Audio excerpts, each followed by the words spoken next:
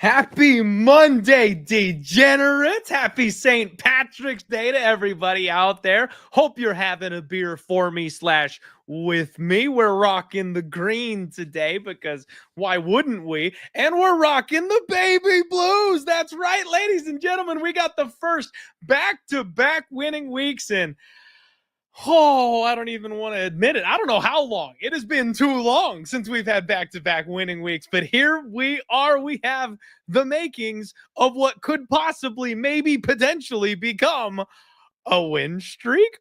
Oh, I know. It's exciting times. What's up, everybody? We have got George Ray Pro first in the chat. Colby Saul, my guy, who, unless I'm mistaken, won my Bet Openly Totals giveaway this week, $50 up top. Dixon Sider, Daniel Sawyers. We got my guy Dream in the house. Soul Rec catching the live show. That's what's up. Thank you for being here. Salt Dirt, Cameron Junkin, T.H. Louis Mack Jr., Ian Campbell. What's going on, everybody? Thank you for being here for the Die Hard MMA podcast. It is UFC London, baby. We're headed across the pond. And as you know, I do nothing on this channel, nothing but bring you just the most absolute pristine guest list of all MMA pod. You know, a lot of people out there, they claim to be the best. They claim to be the sharpest. Some people have the best chat. Some people hit the longest props. Some people are just straight up pound their chest, best gamblers on planet Earth. I'm funny. And I have the best guest list. That's what it's all about here on the Die Hard MMA podcast. Last week, we had everybody's favorite Uncle Weezy. And that means that this week, we got to run it back to back. That's right. Brady from DFS by the Numbers joining us on the show today. Brady, my guy, how you doing?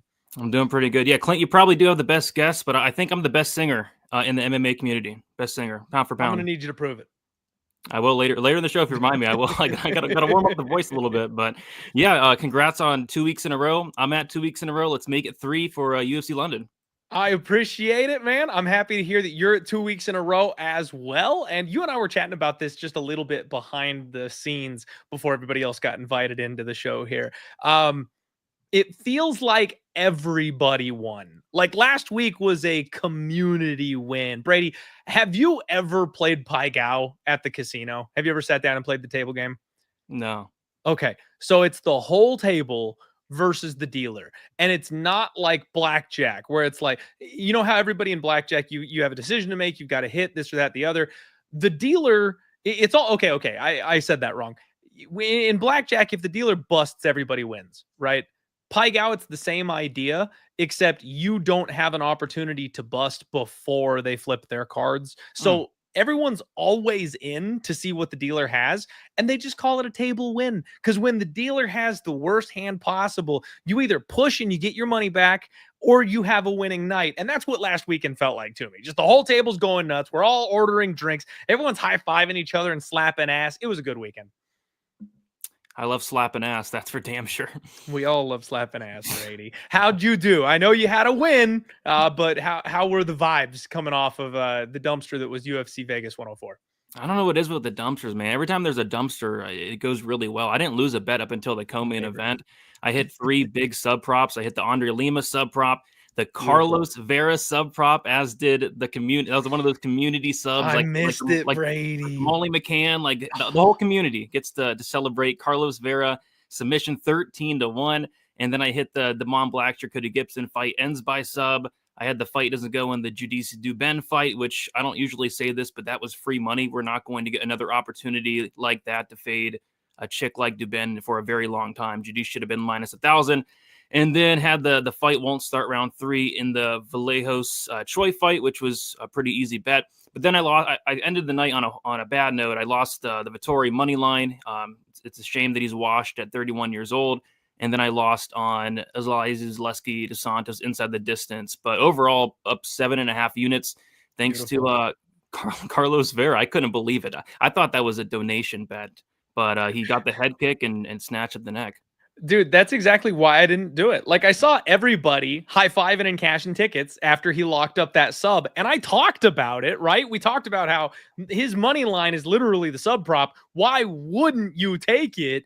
And I'm just like, I don't want to donate. Like, I really don't think it's happening. So as much as the number is out of control, it's not a value bet I want to lose and donate on. So I just passed on it. Can't believe it actually came through like that. Folks, that is the argument for value bets. For the people that are like, value is stupid and it doesn't exist, that is what a value bet looks like. It's because it shouldn't happen, but sometimes in MMA it does. So I missed the boat on that one. And frankly, I made this past weekend harder for myself than I needed to, Brady, because I had it in the bag. I was looking good. I hit my mangy women's MMA underdogs. Priscilla Cachoeira did the damn thing for me. That felt good. We had the violence bet. Lima made me sweat it a little bit, but it got there. My girl Sam Hughes came through for me. So I'm feeling myself at this point. But of course, I made a terrible bet on AJ Cunningham. I thought you was going to be literally so bad.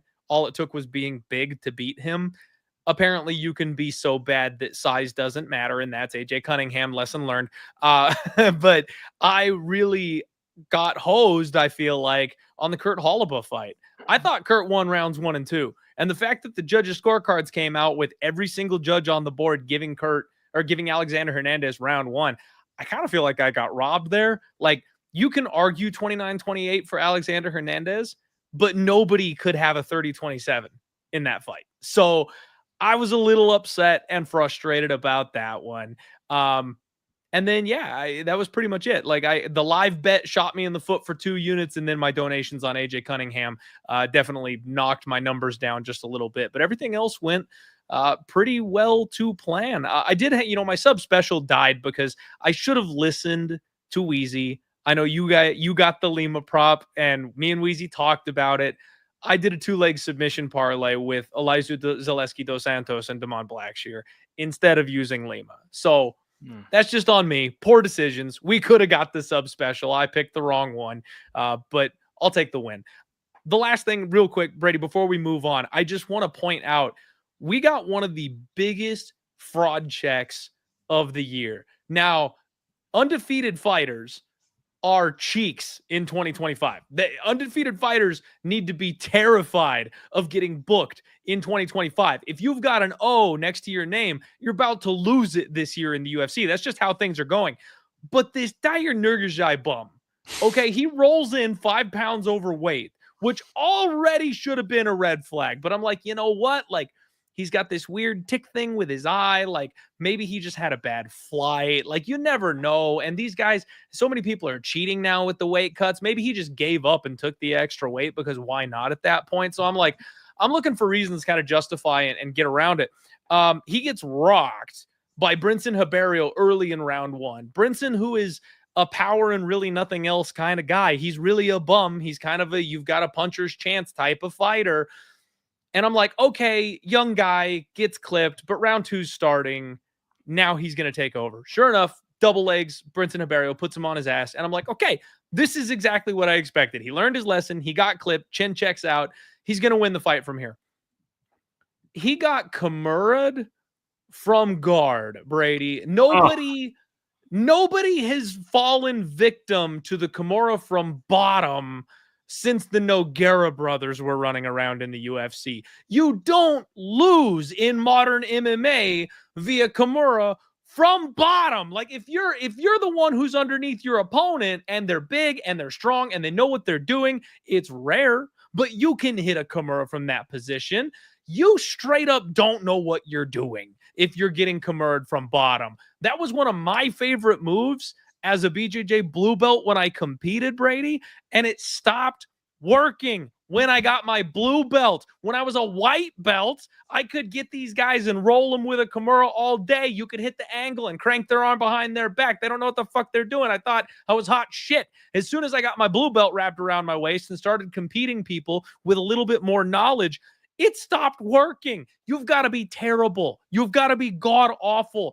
Biggest fraud check of 2025 so far. Dubin second. Dubin second. Dubin is second. Absolutely. But she was hyped on literally one clip from Dana White's Contender Series. So I don't, people have only got themselves to blame for that one.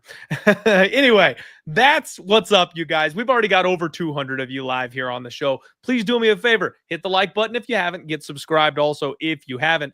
Follow my guy Brady, because why wouldn't you? He's awesome. He's got the best singing voice in MMA, apparently, and he's going to show us a little bit something later. So you want to be subscribed and liked in here for that. Let's get into UFC London. First fight of the night. You have got Guram Kutateladze taking on Kauê Fernandes. And yes, it is pronounced Kauê Fernandes as opposed to Kauai, who I thought I was trying to say the first time. Totally butchered this poor guy's name. Brady, everybody knows I'm team Georgian Warrior, right? Like, I was one of the first guys that jumped on the Marab train. Guram was a dude that I wanted to be with as soon as he got to the UFC. I mean, like, these are my boys. I love these Georgian Warriors. And now look, Ilia Topuria taking over the place. Like, they are making a massive impact. But Guram seems like the odd man out to me. Like, he's got all the pieces. He's a good wrestler. He's big. He's physical. He's technical. He's got jiu-jitsu, submission defense, durability kind of checks out, but damn, dude, like, he just can't seem to quite separate himself at the UFC level. Every single fight he's in is close, it's tight, it's greasy, it's competitive. I mean, he won his UFC debut via robbery, split decision practically over Mateusz Gamrot. He apologized to Mateusz Gamrot after that fight got red. He lost his second fight to Damir Ismagulov, a guy who also never quite broke into the top end of the division. And that was a close competitive fight. His last fight, he finally broke his, he got knocked out by Elvis Brenner, but he got in there against Jordan Vucenic, a guy who we'll talk about in a minute, who is a natural 145er coming up a weight class on short notice, and that was a competitive fight. Vucenic had a lot of people scoring the fight for him. So it wasn't a robbery, but it was close. It's just gotten to the point where, as much as I love Guram, as much as I believe in his skill set, in his abilities, he just doesn't know how to make himself look like a favorite. Right now, he is currently sitting as a solid favorite in this spot. Guram is a minus 425 favorite over Kauê Fernandes, and I can't stomach that number. Now, the only thing I will say is I think Kauê Fernandes, I don't want to call him a bum, Brady, but we're getting pretty close. He's 30 years old. He's 1-1 in the UFC. And he's had some soft matchmaking. Like, he made his UFC debut against D1 Diakaze, and it was the most boring fight of all time.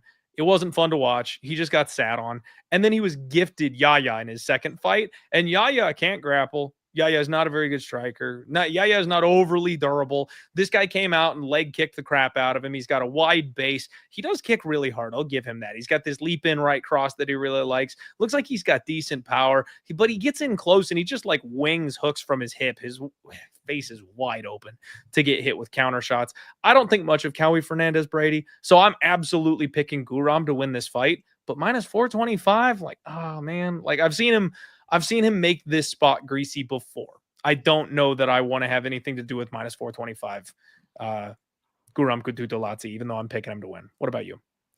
Yeah, I think he kind of got like really overrated from that Mateusz Gamrot loss, in which they scored a win for him because the judges, they're crooked, corrupt, and blind. But yeah, I'm not high on Guram either, but as far as Fernandes goes, like, he just has some major holes in his game. The holes are the cardio is just non-existent. This guy slows down after 5 to 7.5 minutes. So yeah, early on, I think it could be competitive. I actually think Fernandes is a solid striker, but as the fight goes on, he's just going to slow down like he always does.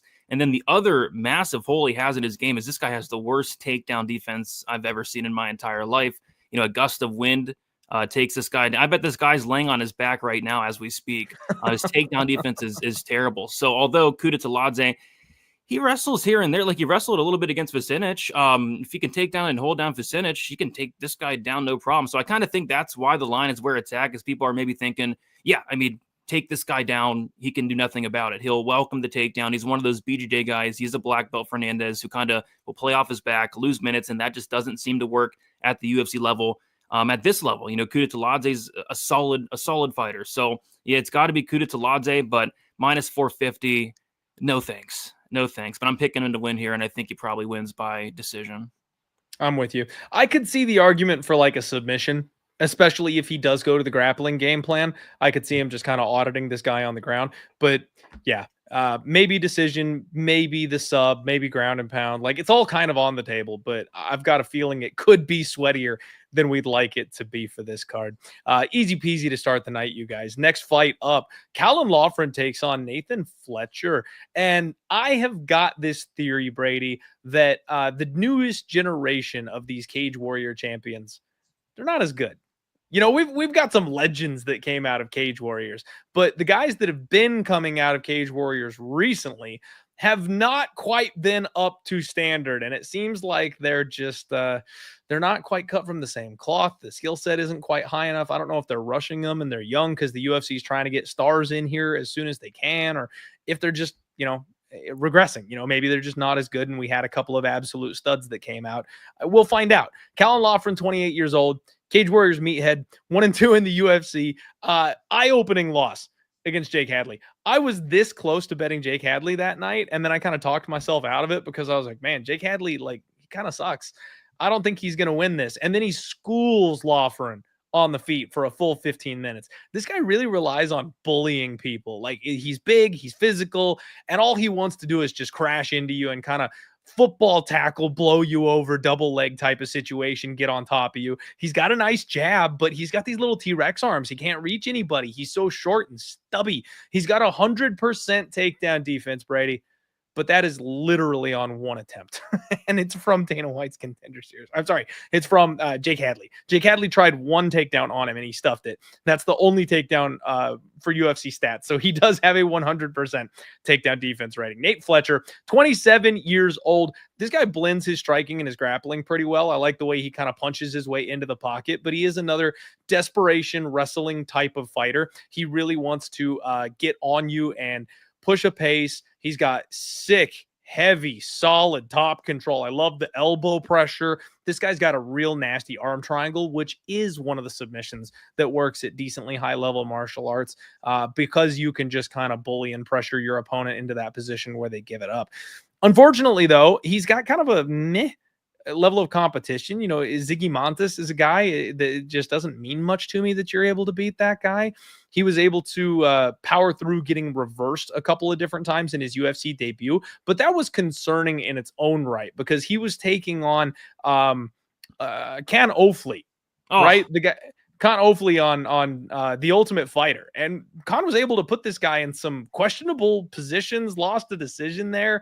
And like I mentioned, Ziggy was able to reverse him a couple of different times and threaten him with a choke.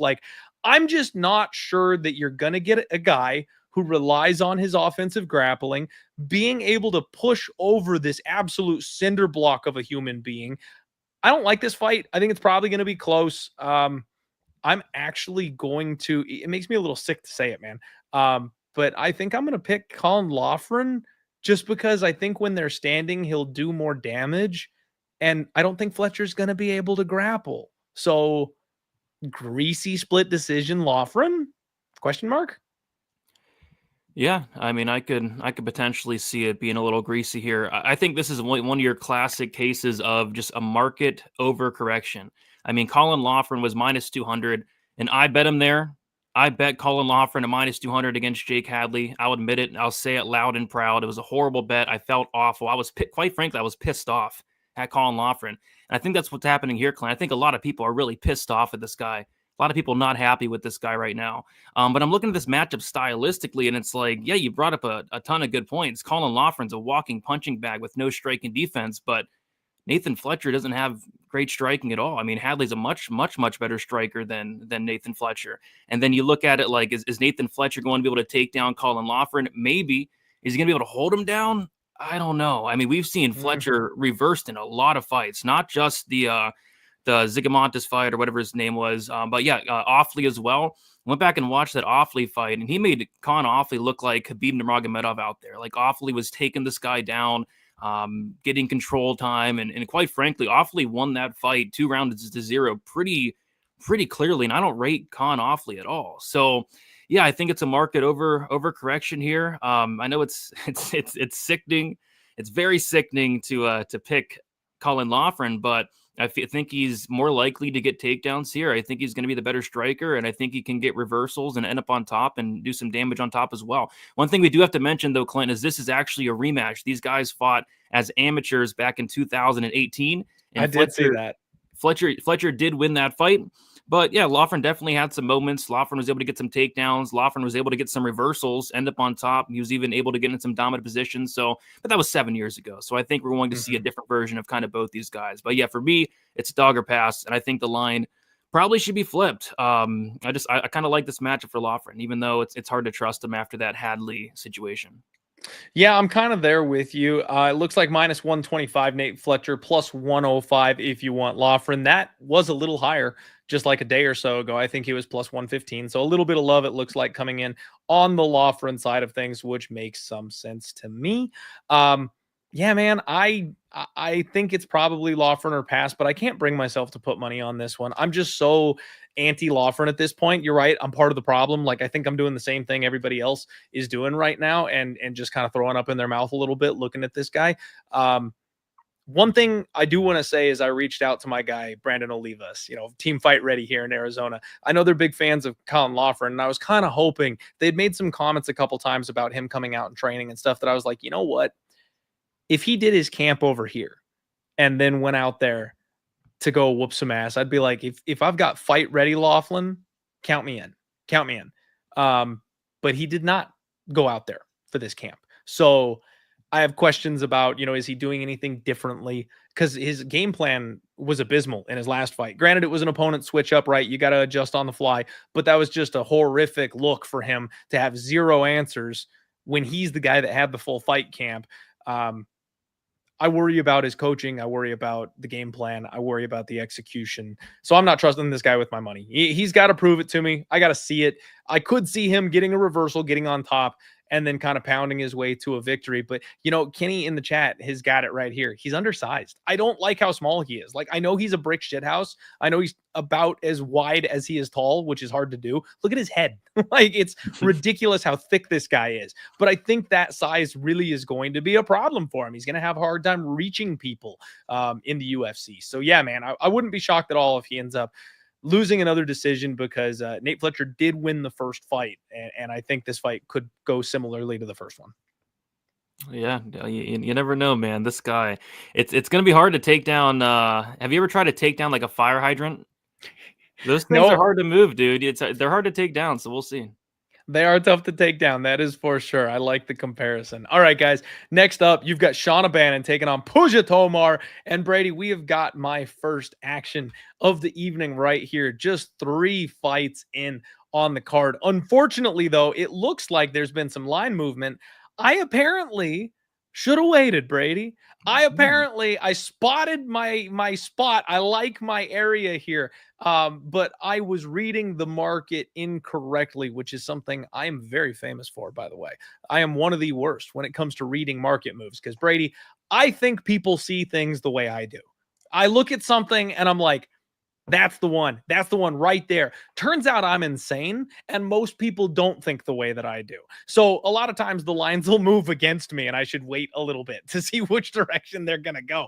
At any rate, without any further ado, you guys, Puja Tomar is this week's Link Memorial Dog of the Week. And yes, I will start it off with letting you know that right out the gates. Brady, Shauna Bannon is terrible. That's it.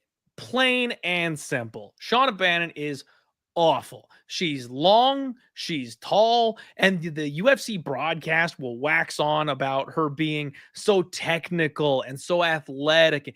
She's not athletic. She's slow. She's got a decent kicking game, but she's got pillow fists, Brady. She doesn't have any power whatsoever in the strikes that she throws.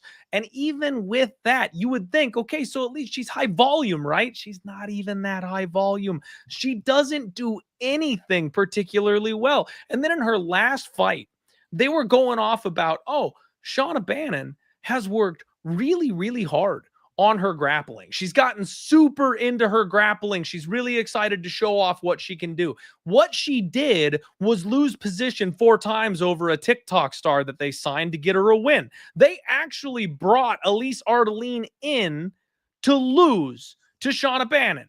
And she went to a split decision with this chick because she's so bad, she couldn't beat somebody whose main source of income comes from their TikTok, and then went into the cage to fight. She locked up several positions that someone with half decent BJJ would have at least been able to ride out control time on Brady, if not get a submission win. And she fell off every single one of them and ended up playing from her back guard instead for the rest of the fight. For you poor souls out there, parlaying and laying 2-1 on Shauna Bannon, God have mercy on you. What is your problem? Now, Puja Tomar, you guys might be like, but Clint, Puja's awful too, right?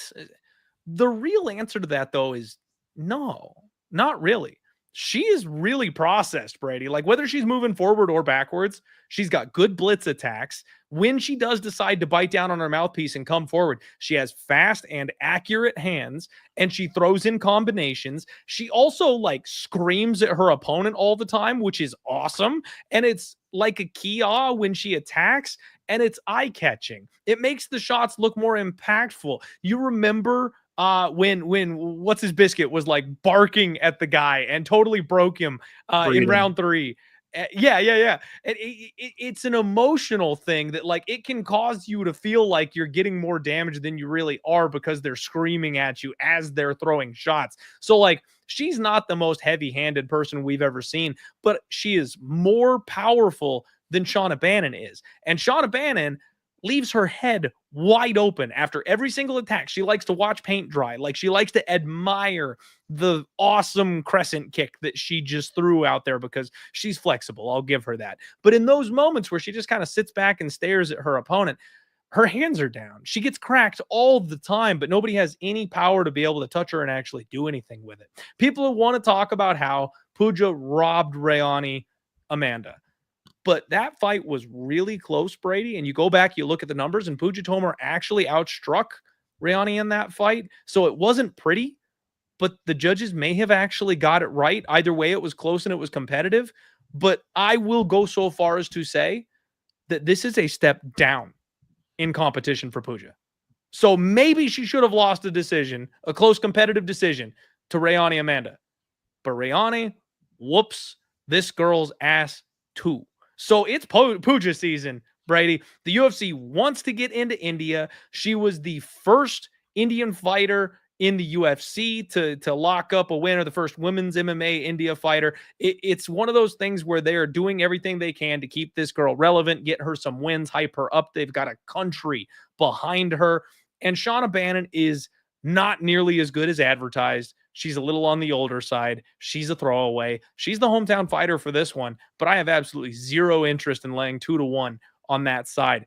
Call me crazy. I'm taking the dog. We're riding with Puja, and that's going to be the dog of the week. And I wouldn't even be shocked, Brady, if she TKO'd Shauna Bannon because she keeps her chin up and doesn't defend that head at all. We might even get a Puja round 3 TKO here. Sorry, this fight's making me sick. And it's my kind of fight to bet on. Yeah.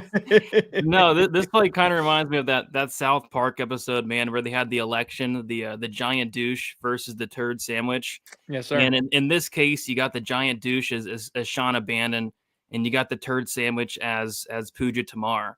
And then you look at the line, it's like you got the giant douche is a -180 favorite, but the turd sandwich is +155. You got to go with the plus money. You got to go with the +155 on the turd sandwich. So I'm leaning that way as well. And I think you're absolutely on the right side. You know, if you bet on this fight, you can't lay minus 180 on a giant douche. You have to put the plus money on that turd sandwich.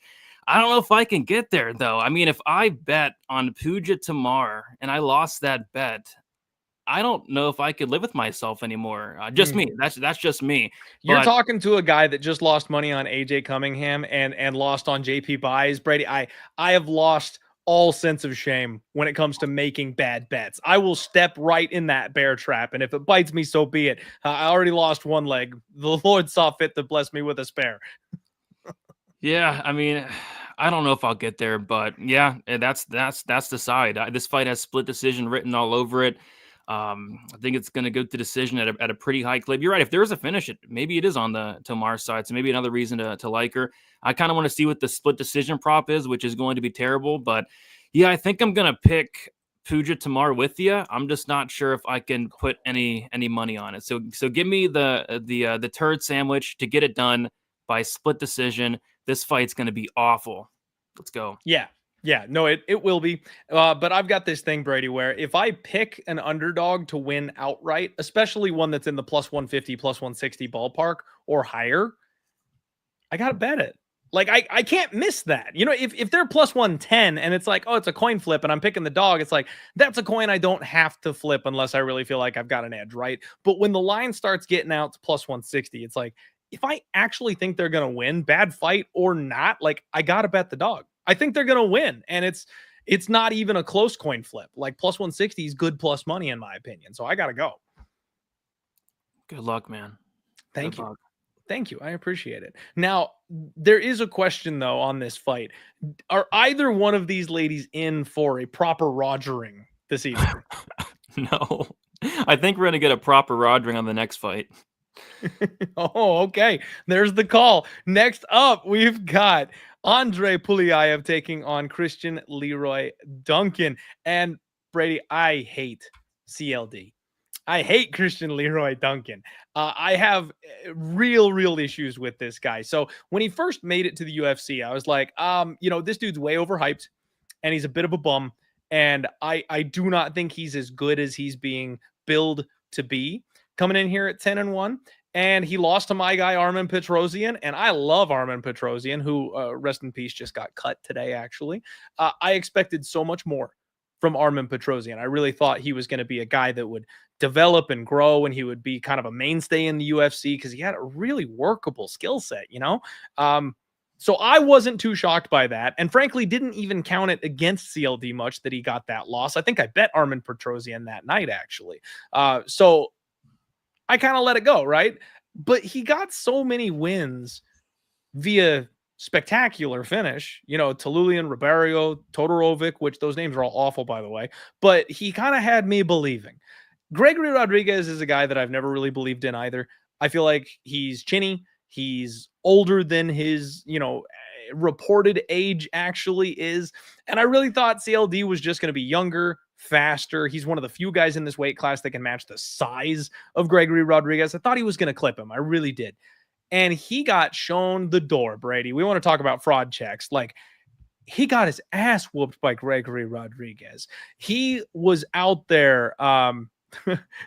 He was out there running for his life a couple of times. He looked like my guy, CJ Vergara, like sprinting across the cage to get away from Gregory Rodriguez. He was terrified. Like, they linked up a couple of times and you could see the fear in his eyes when he felt the strength of Gregory Rodriguez. I know Gregory's like borderline contender, so maybe I shouldn't be this harsh on him. Maybe I shouldn't hold it against him to that extent. But I think now, looking back on the Petrosyan loss, it's like, I kind of was on it the first time around. This guy might just be a bum, he might just be way overhyped. If he's got an athleticism advantage on you, then sure, he can crack you with something fancy. You're not going to see the spinning heel kick coming, and he'll get you with that kind of thing. But he doesn't do well with pressure fighters. Both Armen Petrosyan and Gregory Rodriguez bit down on the mouthpiece and stepped forward, cut the cage off, made him work, didn't let him run away. And he got afraid and he got tired and he got low volume and didn't put up the numbers and he didn't have room to spin. And like, all these things just ruined his game plan. And I think that's the way you beat the guy. Now, Andre Puliaev 27 years old. He's making his UFC debut here off of Dana White's Contender Series. And you know how I feel about that. These Contender Series guys are getting thrown to the wolves. They are cannon fodder. The UFC does not care. And this guy is getting CLD back on track. That's his sole purpose. He is incredibly thin, tall, skinny. I mean, sickly skinny. He's got these extremely like pencil legs. He's got slick knees and elbows in the clinch, which I do like to see. But dude, he like stumbles all over the cage. You go back and you watch that Contender Series fight, and I swear it looks like he's off balance the entire fight. Like he's got no ability to control his body. He's almost like Johnny Walker in there when he gets knocked out, flailing all over the place. CLD is going to be able to do whatever he wants to this man. If he wants to grapple and take him down, he's not going to have a problem. If he wants to move and cut angles and hit him with a couple of big shots, he'll be able to do that. And Pullaev, I think, is just going to get rocked and fall over. He was an underdog on Dana White's Contender Series, kind of blew everybody away. Shocking that he pulled a really big upset. He's a BJJ purple belt. He's pretty active looking for submissions if he gets put on the ground, but that's really not where his game lies. I do like that he's got a long jab. I do like that he works the body, but he's not the physical imposing force that's going to be able to back a guy like CLD up. So I think Christian Leroy Duncan will cut an angle and hit him with a switch kick and probably end his night pretty early, man. I don't want to trust CLD again, especially at minus 600. But this is a setup fight. He's supposed to win this one. Oh, yeah. I mean, CLD is minus 650, which is the biggest favorite on the card. And yeah, this is one of those fights that, you got to kind of pick and choose when to be on CLD. This is one of those guys and Christian Leroy Duncan who's going to go out there and, beat the guys that he should beat. He's going to beat the Claudio Riberos. He's going to beat the Dennis Tuolumens. He's going to beat the Dusko Todoroviches of the world. But when he takes that step up, he looks overrated. He doesn't look as hyped up as he is. So yeah, and I kind of feel like Andre Pullaev falls into that Ribeiro, Tulinian, and Dusko Todorovic category. And yeah, he won on the Contender Series, and his striking did look the best it ever has. But he was also fighting Liam Anderson, who blocks punches with his face, and just a completely different fighter than Christian Leroy Duncan. So yeah, you got to go Christian Leroy Duncan here as far as a pick, but there's just no way to play this fight. You can't lay minus 650 on Christian Leroy Duncan, and he's minus 275 to win inside the distance, which I think is absolutely stupid, to be honest. So I'm going to be staying. It's a crazy line. I'm going to be staying far away from this one, but I do think he should finish him here. But you just can't play it. There's not enough meat on the bone. So yeah, Christian Leroy Duncan probably by knockout. Yeah, the bookies are saying we don't want your money. It's no good here. We all know what's going to happen. We're just going to make it to the point where you can't bet it. So be careful out there. If you guys are parlaying up this guy to win inside the distance, Brady and I were talking about this, backstage.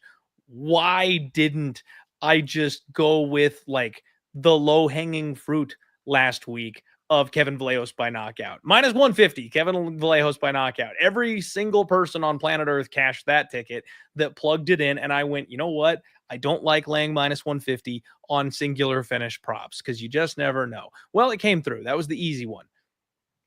CLD is going to knock this guy out in round one. So minus 250 inside the distance, it probably hits. But if he goes to a greasy decision, Brady, if he somehow goes to a decision, I'll just jump off something, losing a parlay at that kind of a number for a finish prop. I can't do it. It's not in me. I'm not built that way. Yeah. If anything, I kind of like the over because Christian Leroy Duncan kind of just messes around in there. He'll throw like a bunch of random spinning stuff for no reason.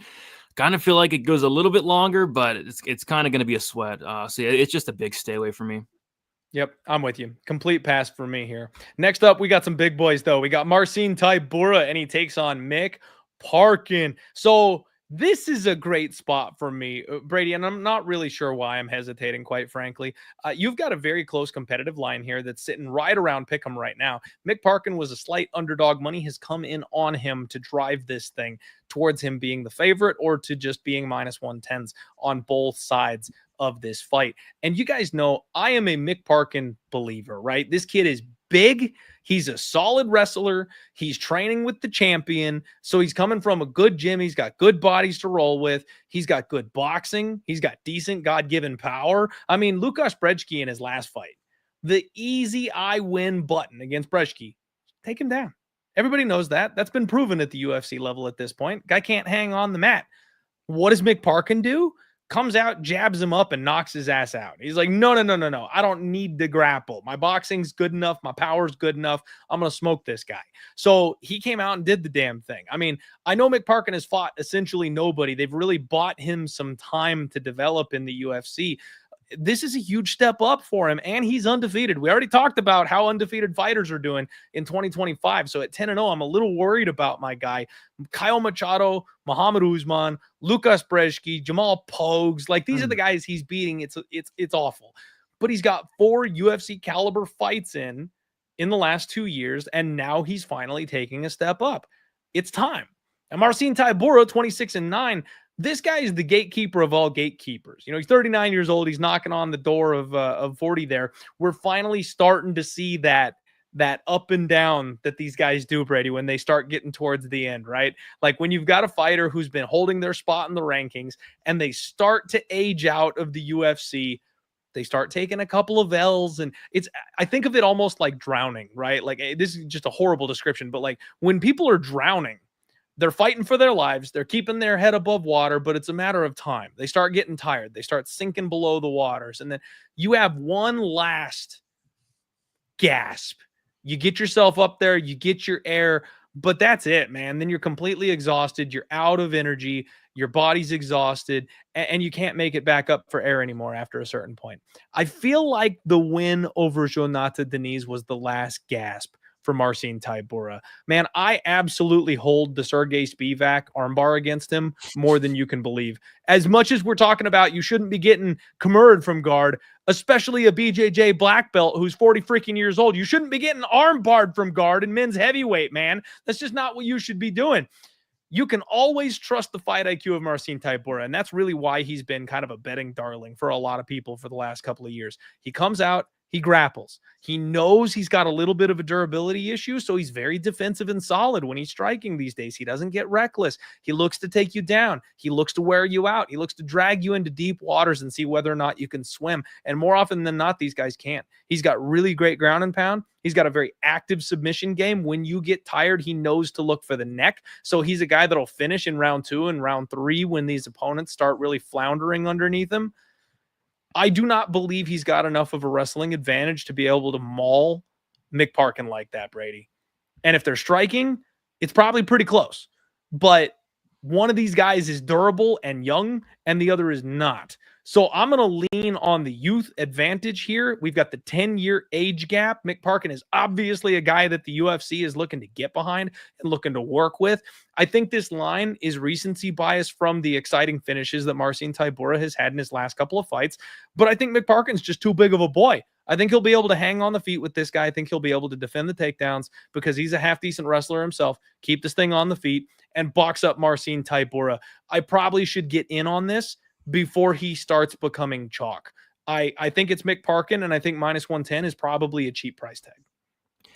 Yeah, I think the line's going to flip, to be honest. That's what I'm saying. But I'm on the other side here, and here's why.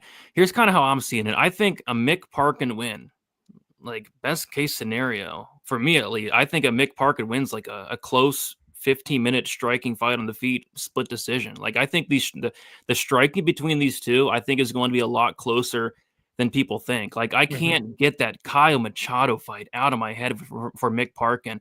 This guy was minus 300. He gets outlanded 68-34 at distance. I'm like, what are you doing? What are you doing, Mick Parkin? You're so much better than this guy, and gets outlanded 2-1 by Kyle Machado, Bigfoot. I couldn't believe it. So I actually think the striking is going to be very, very close. And then there's question marks. You know, what happens if, Mick Parkin gets taken down? What does he look like off his back? We don't know. What do we know? We know that he trains with Tom Aspinall, but what does that really mean? Is Tom Aspinall going to be fighting for him? No, he's not. So I don't know. Could he be very good off his back? Maybe. Could he be very bad off his back? Maybe. But we just don't know, right? And if Marcin Tybura does get on top, like, he's been able to do some good work against some solid fighters throughout his entire UFC career. So, yeah, Marcin Tybura's fought the much better competition by a mile. It's not even close. I think he has all the offensive grappling upside here. The chin has always been a question, but I don't think Mick Parkin's that dangerous. I know he knocked out Bresky, but that doesn't tell me much. So, yeah, I kind of like the veteran here. And yeah, Tybura did get me as well against Spivak, dude. That I can't believe that. I was on Marcin Tybura against Sergey Spivak that night. I think I died a little bit inside. Right, Tybura got on top, Spivak got the armbar, and I just shut the TV off. And I just sat there in complete darkness for like 45 minutes, just complicating my entire life. I just bet on Marcin Tybura, and he just got armbarred from guard. So, I can never really forgive him for that. But this is kind of the fights that Tybura wins. Like, you look at his losses: Sergey Spivak, Tom Aspinall, Alexander Volkov. These guys are proven guys like Derek Lewis, Fabricio Werdum. Right, he's losing to very good guys. Is Mick Parkin in that category yet? I'm not sure. I'm not really convinced. We'll see. And like you said, these undefeated fighters, they've been awful. I mean, the record of these undefeated fighters this year has been absolutely terrible. They're losing every single week. And I think one of them might lose this week as well. We have 2 on this card. I think at least one of them might lose this week. So I'll take the other side. And I think this line will flip. I see a lot of love on the Parkin side.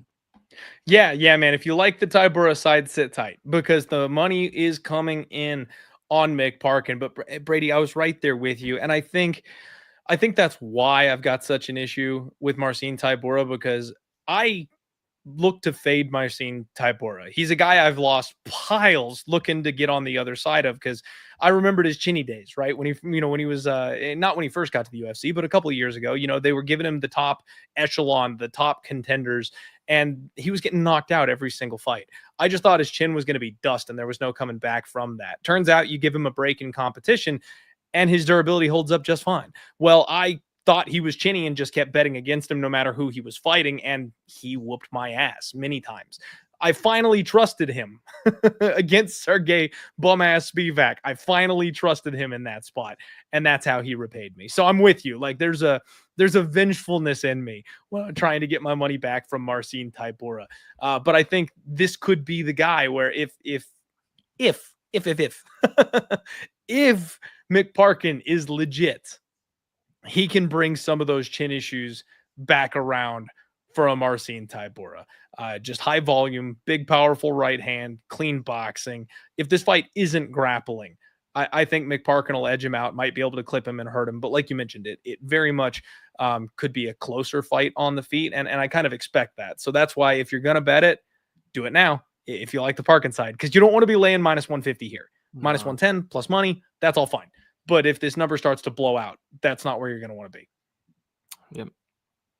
Absolutely. And Piccolo Kush, yes, we can all agree that The Fifth Element is an excellent movie. Brady, you're probably too young, but you need to go look up The Fifth Element and watch it. I think Marcin Tybura modeled his hair. Yeah, he did after the villain, yeah. Which just, poor decisions, man. People give CJ a hard time about his hair, but Marcin Tybura maybe sets the record for bad hairdos.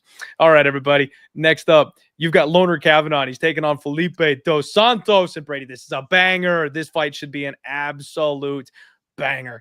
Loughran Kavanagh, just another one, right? We got to be careful. 8-0. He is a stud. 25 years old.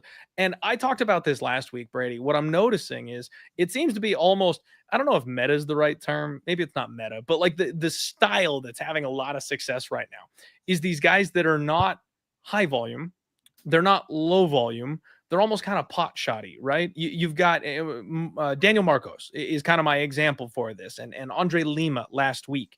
They keep a decent work rate, but it's big shots one at a time. And you just kind of keep going. It's not 3 and 4 punch combos where they explode and, they throw a bunch of shots out at you. It's 1, 1, 1, 2, 1, 1. And it's a constant rate of work. And it seems to be extremely effective in MMA these days. A lot of people are going to war with it.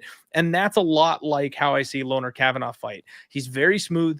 He's very patient. He's very measured. He's light on his feet. He's got good range management. He can get out of dodge when he needs to and avoid tacks. He is lightning quick when he decides to go. Like, it seems like he does a good job of going like offbeat and half speed. And then when he steps on the gas and he unloads with like a 3-piece, he is so so fast. Love this kid. 5 wins by KO, taking on Felipe dos Santos, who's 24 years old, out of shoot the box, 1-2 in the UFC. He's one of these guys that we always talk about where it's like you make your UFC debut and you lose. And for some reason, we're all sold and elevating you on a loss. You did not win, but we're all convinced that you're the next big thing. And that's kind of what happened with this kid.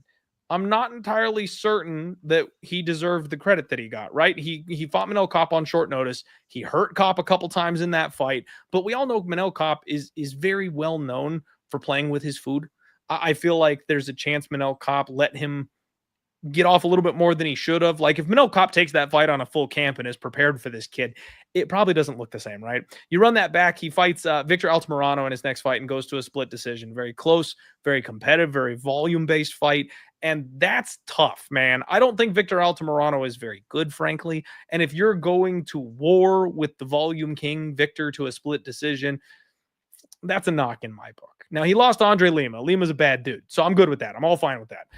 But I'm just not sure that Felipe dos Santos is quite as good as I made him out to be. Now, he's only 24, so he's getting better. He's training to shoot the box, deadly camp. You're with some of the best fighters in the world. It's a good system, so I expect him to do very well. But I think Felipe will actually bring out the best in a guy like Loughran Kavanagh. His ability to come forward, the way he throws kicks, the constant aggression, I think that is the perfect mark for a guy like Loughran, who's going to look to counter, pick his shots, and do damage when he decides to go. So I think this is going to be a relatively competitive fight. It should be a fun fight, but I'm picking Loughran Kavanagh. I don't like the price tag. Another 300 favorite. I think the fight could look like it's a little closer than that as it plays out, but I do think Loughran Kavanagh wins this one.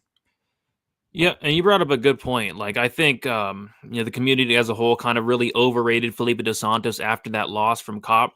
But you brought up that, Kopp sometimes, a lot of times, messes around in there, plays down to his competition. And I think that's exactly what happened in that fight. The Victor Altamirano, I thought he lost that fight, but I guess they gave it to him as a win. He got taken out 9 times there. The striking was just way too competitive. I think Kavanagh should win this fight. And it wouldn't shock me if Kavanagh, mixed in some takedowns here. I mean, this guy, Santos, has a 14% takedown defense. Altamirano is not the best wrestler at all, and he was getting him down easily. I've seen Kavanagh go out there and mix in the occasional takedowns. So if he doesn't like how it's really going out on the feet, which it could be, somewhat competitive on the feet, maybe mix in some takedowns here. I think that's on the table. But yeah, even on the feet, like Dos Santos, he's very hittable. 41% strike and defense. I think Kavanagh's striking is very clean. He's very quick, has, more power. So yeah, there are a lot of reasons to like the Kavanagh side, hence the line. But yeah, undefeated Kai. They haven't been doing great. Minus 300. I think a lot could go wrong. And I think this fight could even play out a little bit closer than this line does indicate. But in terms of a pure pick, I am going to go Kavanagh here. I'll say by decision, like a knockout wouldn't shock me, but Dos Santos seems to have pretty solid durability. So I'll say like it's a Kavanagh decision in this one. But yeah, this should be a fun fight. I think this is probably one of the more fun fights on the prelims. But from a betting perspective, just don't really see a ton sticking out here. Yeah, I'm right there with you, man. I completely agree. I think it's Loughran Kavanagh by decision. And it might be one of those where you think he should get the finish. He wobbles him a couple times. He really hurts him here or there, that kind of thing. And he just doesn't quite topple over. These shoot the box guys seem to have ungodly recovery and durability. So I can see that being the case. I'm with you. I think Loughran Kavanagh by decision makes a ton of sense, especially if he goes to the grappling. I think that makes sense. Shout out Darian Moran saying, started watching both y'all at the end of COVID, staying true to the grind. Appreciate you, man. The people who discovered us during COVID are really the good ones, man. You guys have been with us for freaking ever, if that's the case. So good to see you here. Thank you very much for sticking with us. Really appreciate you being here. Next fight up, we've got Jai Herbert taking on Chris Taco Padilla. Oh my Lord, Brady, I need to stay away from this one from a betting perspective because Jai Herbert is just one of these guys that I cannot get right. Like that's just, I can't get this guy. I was so hyped on Jai Herbert when he made it to the UFC. I made a huge deal about how skilled this guy is, who he's training with. I love his size. I love his length. And he was well ahead of Francisco Trinaldo in his UFC debut. but I'll never forget the sickening feeling in my stomach when he got bonked on the head in round 3, just what looked like a throwaway strike. And all of a sudden, this guy lost all control, collapsed, and fell over. And I went, oh, no.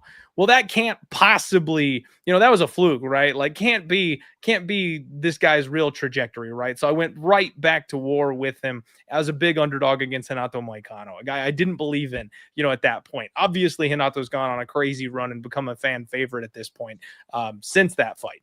But he got taken down, he got worked, he got subbed. Tough look for me. And so I swore off the Jai Herbert train, and I've kind of looked to get on the other side of him the last couple of fights he's been in. Got the win over him with Faraz Ziam, but then I lost money again when Rolando Bedoya wasn't able to get it done. I really thought Rolando Bedoya was going to be able to put this guy through the ringer, put a pace on him, make him work, break him, drag him to the ground. But I got to give props where it's due. Jai Herbert has made some big improvements in his takedown defense. At 36 years old, he's showing off some new wrinkles, his ability to defend and stay on his feet and get back up. It's good stuff. So I'll tip the cap to Jai Herbert a little bit. He's got good accuracy. He's long. He's got decent pop in his hands. You love to see it. Now, Taco, though, is Taco good? Like, I kind of thought Taco was a throwaway. I thought Taco was being brought in here to buff some resumes and make some people look good. He's 2-0 in the UFC, both by finish. He can wrestle. He can strike. He's got a chip on his shoulder. Dude's got power. He's got elbows. He can mix it up. I am so impressed with Taco. And both times I've talked about this guy, I've done nothing but be like, meh. Like, I just didn't really think much of him, but he's got a good thing going. And you even look back at some of his losses, like pre-UFC, and like he lost to guys like Christian Aguilera and Gabe Green when he was on the regionals. Like, he's losing to UFC level talent prior to the UFC. So is he good? Like, is there a chance Taco could just be the dude? Dude, it's hilarious you said that, because I said the same exact thing last night. I'm like, when this guy first came into the UFC, I thought this guy was a complete bum. I'm like, what is this guy doing here? And the reason I thought that, and the reason people think that, is because you do go back and watch the tape on this guy, and yeah, it's not the best look. Like, he's very hittable. He doesn't seem to have the best cardio. I've seen him, broken and hurt to the body. Doesn't have the best control once he gets on top. There's a lot of things I didn't like seeing out of Padilla, and the dude certainly has a lot of losses. But one thing I think people forget to understand, and I think it's happening here, like, fighters, they can improve, right? Fighters can improve over the years. This guy's only 29 years old, so yes, there are some sketchy things in the tape, but I'm watching fights from when he was like 23, 24, so he's gotten a lot better. This is not the same guy I watch in those regional fights. He's looked really good thus far in the UFC. I mean, beating James Yontop, beating Rong Zhu, those aren't the best wins, but they're not bad wins. I mean, finishing James Yontop is not easy to do. Like, that guy's very tough, very durable, submitted him instantly. And then the Rong Zhu fight, like, I went back and watched that fight, and he was very competitive in the striking with Rong Zhu, and that's impressive to me. He actually outlanded Rong Zhu 35-27 in the first. He was outlanding him in the second, then landed that elbow and got the doctor's stoppage. Rong Zhu, that win's going to age very well. I think Rong Zhu's going to be a problem. The dude, Rong Zhu's only like 24 years old. So I think Chris Padilla's improved leaps and bounds over the last couple of years. I think he's the guy out of these two that's going to make more improvements. Jai Herbert's 36 years old, turning 37 in less than 2 months. And it's kind of weird with Herbert. This guy, his nickname's the Black Country Banger, and yeah, early on in his career, he was going out there and banging a lot. I mean, this guy used to be a very exciting fighter, a fighter that I used to be so excited to go out there and watch and tape his fights, but he's completely changed his style. He's no longer the Black Country Banger. He's so boring. He's so boring now. He doesn't take risks. He fights very technically, very low volume, and the reason being is because he knows he can't go out there and bang anymore. He doesn't have the chin at this stage to bang anymore. He got knocked out by Topuria, got knocked out by Trinaldo. He's been finished in a lot of his losses. So yeah, he's going out there and just being a lot more careful in there. I don't know. This is a kind of a tough fight to call, but I kind of lean with the younger guy here in Padilla. This guy, I believe, has the finish upside. I don't think Herbert's finishing anybody ever again. This guy's not a finisher anymore. He's kind of fighting like a pussy nowadays. Whereas Padilla, he is a finisher. And then I think all the grappling upsides on the Padilla side as well. So yeah, skill for skill, I think Herbert is the more skilled fighter. Very, very good striker, very technical striker, but Padilla's got that dog in him. So yeah, I like the Padilla side here. I don't know if he's going to finish or what, but I think he could potentially get takedowns. I think he's the more durable guy. So I'm kind of liking the Padilla side at plus money here. All right, man. You and me are kind of syncing up on this one. I haven't pulled the trigger just yet, but I'm extremely tempted. We've got Padilla as a small underdog here, plus 105. Jai Herbert, the minus 125 favorite. And yeah, man, we're in the age of youth, chip on your shoulder, piss and vinegar, like guys like Dricus du Plessis just raging in their divisions. Taco's younger. He's more physical. He's got the grappling upside.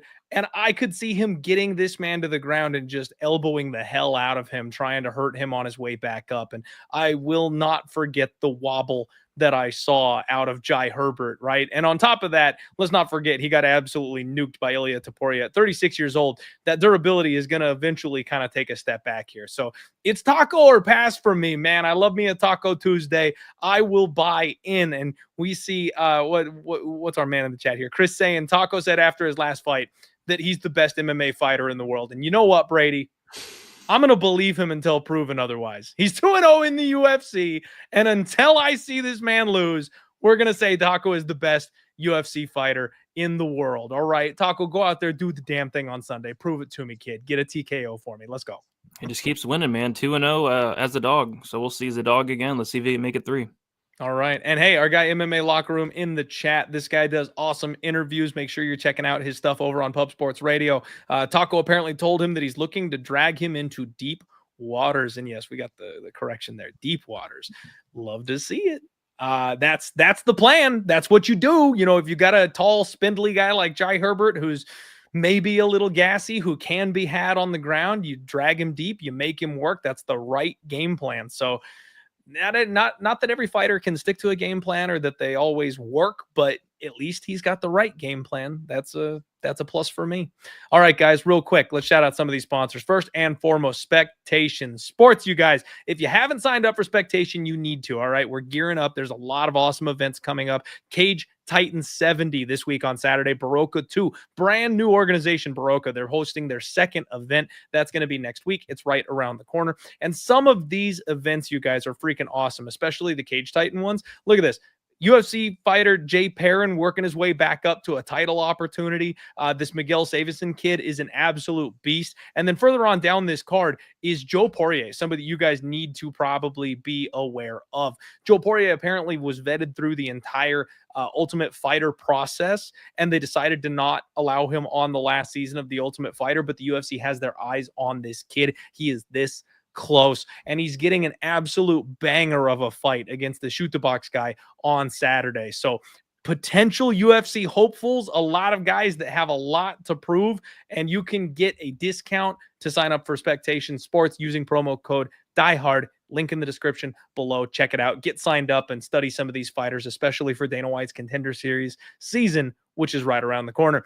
Fight numbers. If you guys are DFS players, if you want trends, if you want odds, if you're looking to pay somebody for picks even, this is the service for you. Our guy John Kelly operates the site. People like Pepe are the contributors. I love their odds page, and I love their trends, and I love their stats. I actually, Brady, just missed the money on the UFC card DFS this past week. I unfortunately put AJ Cunningham in as my live dog rather than going with Priscilla Cachoeira. So I just skimmed out on a little bit of another positive win. But overall, since I started using their tools in their site, I've been breaking even or making a little bit of money. So especially if you're a serious DFS player, you want these tools. Link in the description below for a break on that sign-up entry fee. And finally, Bet Openly. As you guys know, I've been working with Bet Openly for several years now. They're saving gamblers money, over $10 million saved using the platform, and that's because the odds are better for everybody. There's no juice. You pay 1% juice if you win your bet. Numbers are better on both sides of it for everybody, and that's going to matter, especially if you bet something like baseball, where the margins are so incredibly thin, but especially for fighting, look at these numbers.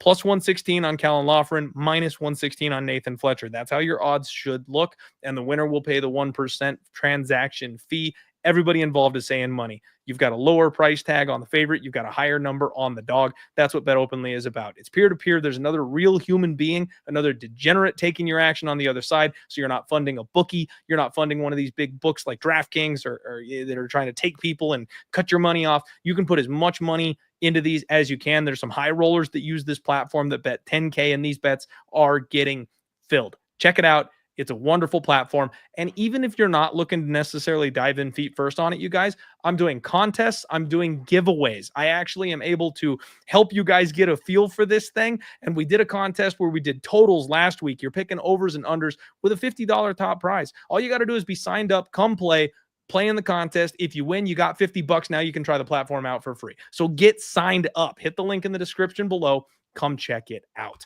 And then let's get back to London. I am joined by Brady, DFS, by the numbers, one of my favorite content creators out there in the world, one of your guys' favorite guests. He's a regular staple here on the show. So thank you for coming back again, Brady. Appreciate you. And you guys make sure you get out there and support my man.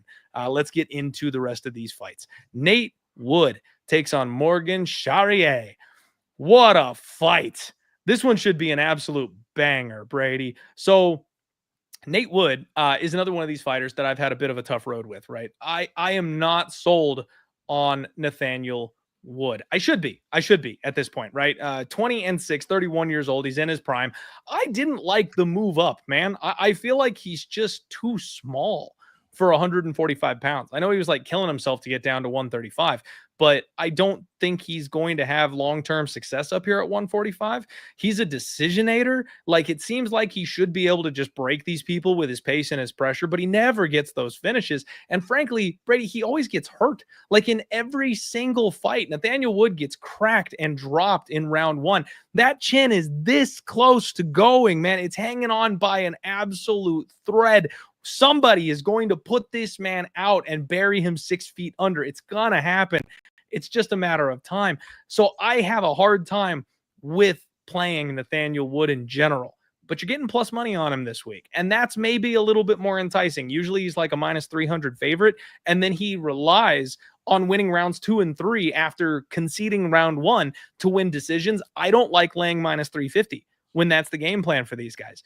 Morgan Charrière, his opponent, I am hyped on this kid. Now he's 20-10, so he's got a kind of sketchy record at 29 years old, but he took the hard road to get here, right? Like, he took on absolutely everybody. He is one of these Cage Warriors dudes, and he is another one of these pot-shoddy power strikers where he's a little low volume. He relies on big moments, and it doesn't always work out for him. He does end up fighting very, very closely, and to that point, he dropped split decisions, Brady. He dropped a split decision over Chepe Mariscal. That one bit me. I was invested heavily in that one. He dropped the decision to Paul Hughes and Cage Warriors. He dropped a split decision to Jordan Vucenic. Again, we'll talk about him in a little bit. But so he's fighting close with these guys who are very, very, very good. But he's always fighting close, and that makes it hard to lay chalk on him. However, you watch his last couple of fights, and it seems like he's getting his shit together a little bit. I'll be honest. It seems like Morgan Charrière is kind of figuring out that he's been letting these guys hang around a little bit too much with him, and he's really starting to put his foot on the gas pedal. Now, beating Gabriel Miranda, you can't write home too much about that because as much as he's got a great mustache game, he's not the most durable guy in the world. He's not super UFC caliber. He's really more of a grappler than anything. So you can't get too excited about that. But I like the change in attitude. I like that I'm going to come out and finish these fools. I like that he's going to start hurting people instead of dragging them to decisions. I love how technical he is. I love how he can roll in the pocket. His boxing is nice and clean. He's defensively solid. This is Morgan Charrière for me, Brady. I'm a little nervous. Minus 155, minus 160, that kind of a ballpark. Nathaniel Wood, a guy who's burned me multiple times. I don't know if I should fade him again, but it's favored or pass for me. I think it might be close, but I think Morgan Charrier's got the power advantage here in this spot. And like I said, I'm just waiting for somebody to land just hard enough on Wood to put him away. And I wouldn't be at all shocked if it was Morgan Charrière on Saturday that did it. Yeah, I mean, if you are laying minus 170 on Charrière, you kind of hope you got to get a knockout because this guy, anytime he goes to decision, his fights are just very, very close. I mean, this guy has a god awful record when it comes to decisions, 5-9 in fights that go to decision. We know we are in Wood's hometown here, and I expect this fight to play out close. You brought up a ton of good points with Charrière. I think it's going to be the power of Charrière versus the volume of Wood. I think Wood's going to be landing a lot more, but Charrière is going to have those bigger shots. I think Charrier's the more durable fighter, obviously. And yeah, I mean, I think this fight probably does go to decision, and I think it's going to come down to, do the judges favor that volume of Wood? Do they favor the power of Charrière? Are they not even watching the fight at all? Are these pre-written scorecards? I mean, we know these judges, they're crooked, they're corrupt. And like I said, Wood's the kind of the hometown guy here. So yeah, I'm actually leaning dog or pass on this one with Wood. I think it's going to be a very, very close fight. I kind of think this has split decision written all over it, just because Charrier's been to literally like 10 split decisions in his career. And could he finish Wood? Maybe. Like Wood, yes, he gets hurt, but he doesn't really get finished all too often. And Charrière, he finished Gabriel Miranda and Manola Zucchini. I mean, that just doesn't really tell me much. So yeah, I think it's close. Give me the dog here in Wood, but yeah, maybe Charrière by knockout could potentially be a look, but I'm kind of on Wood decision in this one.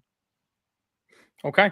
Well, and I think a lot of people are going to have the idea that you do here, Brady. Not that you're not backed up by facts and information and things of that nature, but I think it's just going to be like a blanket dog or pass for a lot of people. And I think a lot of people are going to see the split decision with Chepe and just be kind of like how you laying chalk on this guy. And they're just automatically going to roll over to the dog here. Now, I guess the one thing I can say is that feels like a trap to me. Like you've got Wood, who's got a better record, who's been in the UFC longer, who's been winning for people, who's been a massive favorite in most of these spots, and now he's in his backyard, and he's the dog. Like that, to me, that just screams like, come on in, and the water's fine, take you some Nathaniel Wood pieces. You know what I mean? Yeah, I mean, Charrière does have like a big fan base. Like, has a big social media following. That's true. People really, really love this guy. I think people really want to get behind this guy. So I think that's another reason he's probably the favorite here. But yeah, I think the line should be closer in my opinion. And Maniac Thriller picking up what I'm putting down. Morgan only loses to good people. Wood got his ass beat by Andre Fili low key. And I'm with you there, man. I took Andre Fili to win by knockout that night, and he almost did it in the first round. That is my frame of reference for Nathaniel Wood getting cracked early and barely somehow being able to survive those types of situations. I think that chin is there for the taking. Hopefully the last pirate here, Morgan Charrière, can pull that off. I'm a little nervous, Brady, because the last couple of fights, it's been dog city. And we know 2024 was an absolute drought. It was chalk all day, every day. The last time they loaded up all the Cage Warriors guys, these guys all went home crying. Like the Cage Warriors have not had a good run in the UFC for a bit. So I'm concerned because I could see a lot of people running straight back to the dogs this week because so many of them came through last week, and it doesn't always work that way, right? So nervous about this fight card in general, and lots of competitive lines. We don't usually see these many coin flips, so it's tread lightly out there, guys. Make sure you're into whatever it is that you're playing, because I think you're gonna want an edge when you get into these fights. Some of these numbers are treacherous. All right, guys, we've got over 700 of you live watching the show. Thank you all very much for being here. Thank you for supporting the show. Like, get subscribed, get in here, follow Brady, subscribe to his shit as well. Let's go. Next up, you've got Jordan Vucenic taking on Chris Duncan, which, okay, Brady, I got a bone to pick. Why do they put the Chris Duncans on the same cards together? Like, can't they split these guys up? We've got CLD, Christian Leroy Duncan, and then we've got Chris Duncan, that it's like everyone gets confused. You always mix the two of them up. They look nothing alike. You stand them next to each other, you can tell which one's which. But when you look at the names, it's like, wait, like I've got to pause. Like, stop putting them on the same damn card. Okay, rant over. Jordan Vucenic, we talked about a little bit earlier. He got jumped in his UFC debut, right? He'd been a 145er for the most part, the majority of his career over in Cage Warriors. Comes to the UFC, takes on Guram Kutateladze on short notice, and he's one of these value losers. He's one of these guys that everyone's hyped up on, and they're giving him credit in a loss. Even though he lost to Guram, everyone loves what they saw. Everyone loved that they had plus money. Everyone's all excited about this kid. And I get it. I watched that fight back and I get it. You know, I parlayed up Guram Kutateladze that night and I was sweating. I was very nervous. I was worried that he was going to drop the ball there. This Vucenic kid is nasty. And coming up from 145, he's big, Brady. He was bigger than Guram at 155 pounds. It's insane. I wonder what he's going to look like coming into this fight. Because if he's saying, you know what, I'm older, I'm too big for 145, and he starts filling out here at 155, like this guy could be deadly at this weight class. Like if he muscles up a little bit, if he grows into that man frame and he stays here, he could be a beast. So I am a little bit excited about the prospect of Jordan Vucenic here in the UFC. Now, Chris Duncan, 12-2, 31 years old. He's training out of ATT. He's a guy I got, well, I don't want to say I got badly wrong. Like, I thought he was just going to be a throwaway in the UFC. I really did. I thought he was going to be kind of a bum fighter here. He is 3-1 in the UFC. His only loss coming to Manuel Torres. He did get Bojan Aoki out of the UFC here in one round. He got Yanel Ashmoz out of there, and that was the one I really thought Yanel Ashmoz was going to win that fight. He broke his arm in the fight. But Yanel also maybe overestimated him just a little bit. He won a split against Omar Morales in his UFC debut, which good win, but Omar Morales has fallen off a cliff recently, so not sure we can read too much into that. He's a little bit chinny. This guy gets hurt and wobbles really badly, but his last couple of fights, he's been able to recover from it, mix in the grappling. He's working on that at ATT. That game is getting more and more well-rounded by the day, and he's able to really put that to good use. I could really see him mixing it up here and having a little bit of success surviving when he gets hurt, but I don't think he's going to have much grappling success, generally speaking, over Jordan Vucenic. I love how well-rounded Vucenic is. I love how big Vucenic is. He's very accurate with his strikes. He's another club and sub type of guy. He's got 6 wins on his record by submission. This is going to be a good fight. But I do think it's a spot where Vucenic probably shows off what he really can do against a fighter who is a bit of a step down from Guram Kutateladze. I don't like minus 340, Brady. Going from plus 180 in your UFC debut to minus 340 in your next fight, totally different matchups. I know, I get that. But I just don't like that big of a swing. Make him minus 225 here. I'd be much more happy with that. I'll pick Vucenic to win. Minus 340 is a bit of a stretch. I think he's got the better chin. I think he knocks out Chris Duncan. Yeah, I mean, I'm right there with you. Even like let's throw out the Kutateladze fight, which was obviously a good look, but he came in there on short notice. I'm impressed with this guy. Like even outside that fight, I'm impressed with I think he's a solid striker. I think he's a very opportunistic grappler. If he can get on top of guys, he can get into dominant positions and find submissions and has some solid ground and pound as well. And in this matchup specifically, like I just think it's a bad matchup for Chris Duncan because on the feet, like that's probably where Duncan is going to have his best success. I think Vucenic is just going to have a big speed advantage. I think Vucenic is much, much more durable. And I just think he's the better striker. I mean, Chris Duncan was getting absolutely lit up by BLachowicz. Was getting outlanded like 28-10. Oki got guillotined and lost the fight. But up until then, it was just a very bad look. Duncan's a punching bag on the feet. So, yeah, I think Vucenic has the striking advantage. And then on the ground, I give Vucenic a major advantage in terms of the grappling. Like it wasn't too long ago where Manuel Torres, who's not that great, just was ragdolling Chris Duncan, took him down twice and just insta-tapped him. He made Manuel Torres look like Hamzat Chimaev out there, and he tapped out Chris Duncan in about a minute. It was just a horrible, horrible look. Vucenic would destroy Manuel Torres. So, yeah, it's a wide line, and it's only going to get wider, I think. I see minus 400 now for Vucenic. So I think at this point, you probably got to look at maybe a prop, which those props probably aren't going to be the best looks either. I could see a knockout. I could see a sub. I think it's inside the distance, though, which is plus money. So I think that's kind of where I lean. Vucenic inside the distance could knock out a very hittable chinny Duncan, or I think he could take him down and potentially use that BJJ. So, yeah, I like Vucenic here inside the distance. Okay. Well, you and I are seeing this one a lot alike on this one.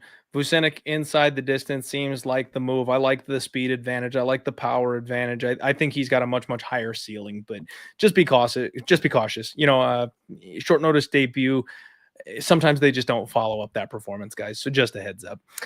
Next up, you've got Molly Meatball McCann taking on Alexia Thainara. And I will be honest with you guys. I did not get to do my due diligence on this one. Brady, I saw Molly McCann was supposed to be on this card, but she had a different opponent, and Alexia is filling in here on short notice. So this fight wasn't booked and ready to go while I was doing my study. It was supposed to be Molly McCann versus Estela Nunez, and I have not had the chance to go back and run the tape on Alexia Thainara. Right now, you've got Alexia, who's a decent little favorite here over Molly Meatball, minus 185 to come back on Molly's plus 155, plus 160, and 11-1 Thainara, 27 years old. I'm going to have to refresh my memory, Wheezy. Wheezy. Sorry, Brady. I haven't done, it's just automatic, right? Like I'm so used to saying Wheezy after last week's show. I got to run the tape. I got to go back and I got to look at what Thainara is all about. I don't know if you've had a chance to dig into this one. Molly, little up and down. The Bruna Brazil loss was kind of a surprise to me. I didn't expect her to get beat in that spot, frankly. Bruna had a great game plan and Molly didn't have an answer. She also got hit right in the cooch, unfortunately. So that seemed to have thrown her game off from the start with that big knee that she ate. But she's always been kind of mid, right? Bully, very physical, very strong. Spinning back fist knockouts and stuff like that. That's always her thing. It's all these big explosive moves where she hits pretty damn hard, but the technique just isn't there. So it doesn't shock me that she is an underdog. And I think they were probably trying to get her in a semi-favorable position on home soil. That's out the window when you've got an injury that causes the fight to get pulled. What do you make of this fight, man? Tell me about Thainara if you've had a chance to study it at all, because I'm kind of flying dark here. Yep, this was actually the one I looked into. The last fight I looked into. So it's pretty fresh in the memory here. So yeah, because me and Weezy were talking about this fight last night. We saw the line, Thainara minus 200. We're like, what's going on? But I did go back and I was watching a lot of her older fights, and her striking looked awful. Some of the worst striking you'd ever see in your entire life, like just winging overhands that miss from a mile away. And she shows up on the Contender Series against Rose. Conceição, and Rose is pretty decent striker. I didn't recognize Thainara in that fight. She just completely leveled up. Her striking looked really good. She made major improvements, which that's to be expected. She's super young. She's 27 years old. So I was watching fights and she's like 23, 24, etc. But yeah, she's a very good striker now, apparently. I was really impressed with what I saw. But what I was also impressed with, outside of the Contender Series fight, is her ground game. She has 6 or 7 submissions on her record, black belt in BJJ, and she's pretty good once she gets on top. If she can take the back, she can submit you. She has a very good arm bar from guard. And that's kind of what I'm thinking, man. I think it's like an arm bar from guard. I think the arm bar from guard could potentially rear its ugly head here. We've seen it happen before with Molly McCann. She got arm bar from guard by what's her face? Holia Stoliarenko. I could see an arm bar here. Now, to be fair, Stoliarenko is like the queen of the arm bar. Like that's her move.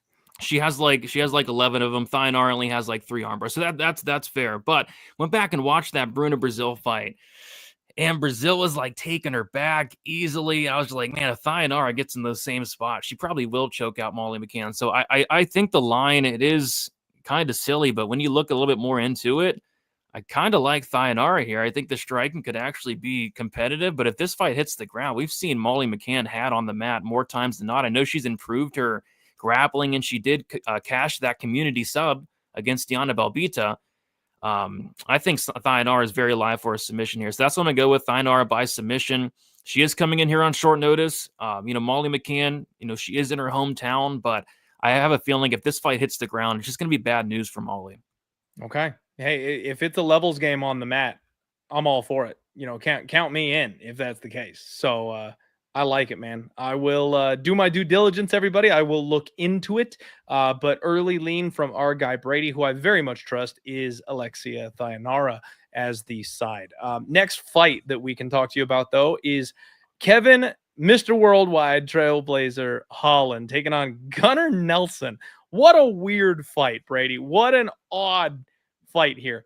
Kevin Holland, the guy doesn't know the word no. Like, the UFC is like, bro, fight next week? Yeah, count me in. But, like, he'll be, like, on crutches, like, wheeling his way into the UFC Apex. And they're like, next week? Yeah, like this guy don't care. He is speed running his UFC career. Frankly, he's probably going to end up with more money than anybody just because of how active he is. He set it a solid record of pay, and then he's like, win, lose, draw, finish, hurt, healthy, doesn't matter. Get me in there. Let's go.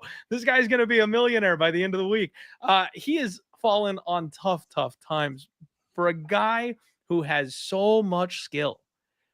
It makes me sad to say that Kevin Holland is on a 1-4 run in his last 5 fights, with 2 of those 4 losses coming by finish. He's so much better than that, but he takes absolutely no time to prepare. He takes absolutely no time to recover.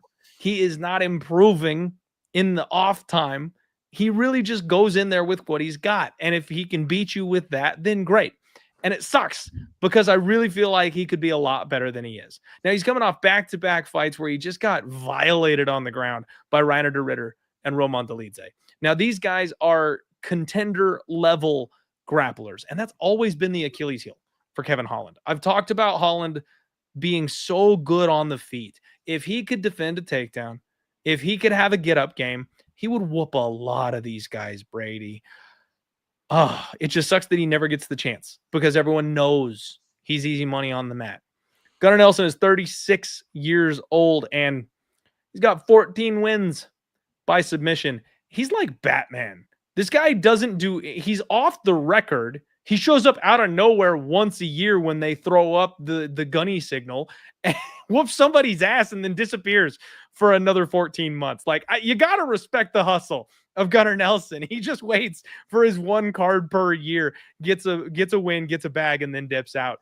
Now, the problem for me is I feel like Gunnar Nelson is to some extent a busted prospect, right? He's very solid, but he's 2-2 in his last 4. And those 4 fights have spanned 6 years. Like, he's just not active at all. Now, he smoked Brian Barberena in his last fight, but his last win before that was Takashi Sato. He's not fighting anybody.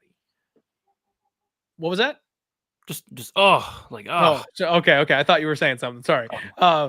Gilbert Burns lost to Leon Edwards. You know, you're going to lose to those caliber fighters, right? Absolutely. But then he gets the nobodies and he just runs right through them. He's very strong. He's very physical. He's a very good grappler, but he's also not like a chain wrestler. This one's really tough for me, Brady, because if Gunnar comes out and tries to karate strike like he usually does, this is a Kevin Holland fight.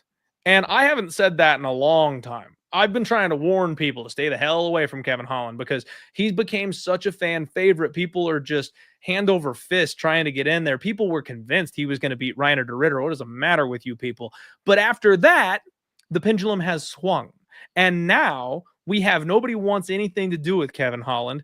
And this guy who fights once every year and a half and maybe grapples sometimes, that might be a guy that Kevin Holland can get past. We've seen Gunnar clipped and hurt on the feet multiple times before. He's been knocked out a couple different times. And he's not a chain grappling monster that refuses to take no for an answer, must put you on your ass, and that's the only thing he's going to come with is grappling. If he did do that, he probably washes Kevin Holland like anybody else. But usually he likes to play with his food and strike on the feet and have a fancy good kickboxing time before he goes to the grappling. And if you play that game with Kevin Holland, I think you're going to sleep. Brady, call me crazy. I think this is the one where Kevin Holland gets the microphone. I think plus money Kevin Holland is the side. I think Kevin Holland's going to knock Gunnar Nelson out. Whew, man, this is the official 1-800 gambler fight of the week. And I'm probably going to bet on this fight, Clint. Let's go. I'm going to have a bet on the official 1-800 gambler fight of the week. If you're betting on either of these guys, call the number. How can you bet on 36-year-old Gunnar Nelson, who has 2 fights in the last 5.5 years? Gunnar Nelson, 2 fights in the last 5.5 years. It's gross. Super one-dimensional. This guy is not even going to be competitive in the striking. And on the flip side, you have Kevin Holland, who, quite frankly, he doesn't care. He doesn't care about his career. He said it time and time again. He doesn't want to be champion. You don't really want to hear that from guys, right? Yeah. Like, I kind of want to hear it from anybody. Like, that's the goal, right? You know, winning is good.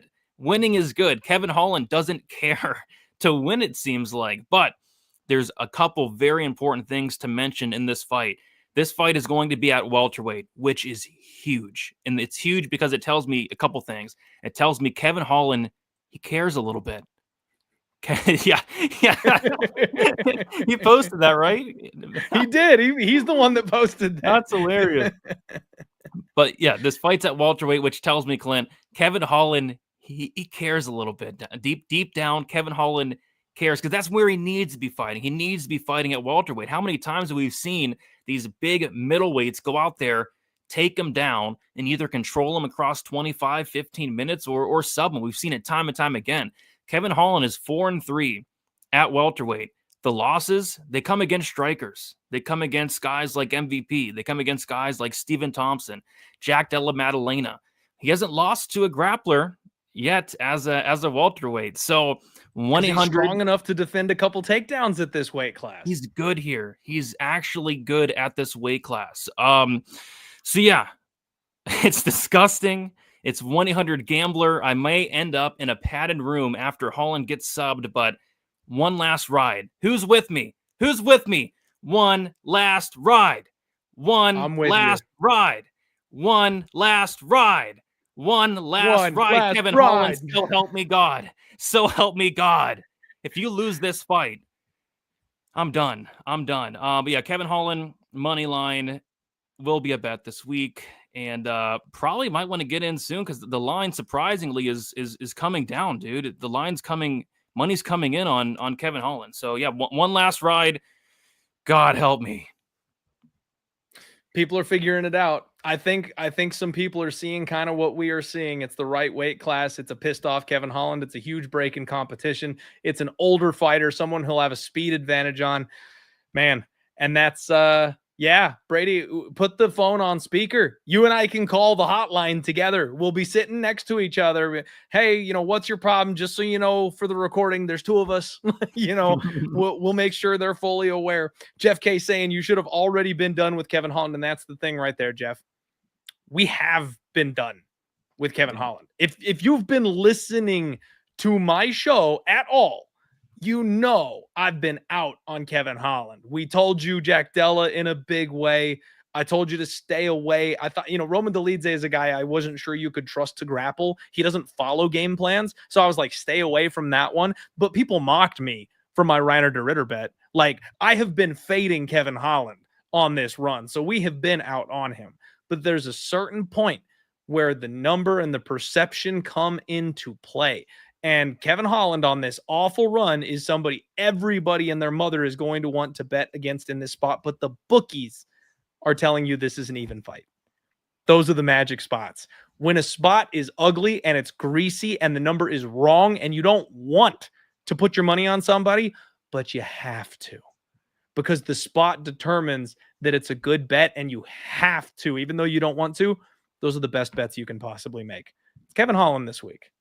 Yeah, I mean, at least he's dog money, man. At least we're not laying chalk on this dude. But yeah, it's disgusting. I feel horrible about it. But at plus money, I think he's at the side. We'll see.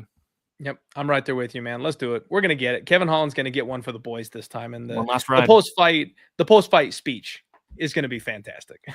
Yep, one last ride. All right, guys, co-main event. We've got Jan Blachowicz, and he's taking on Carlos Black Jag Ulberg. And oh boy, crossing the streams here big time, Brady. Jan was my dark horse at 205. I loved this tough son of a bitch. Polish power, baby, all day. I love Jan at 205. At 42 years old, oh my Lord, I just can't believe he's that old. I did so well with Jan on his run up. He was disrespected constantly.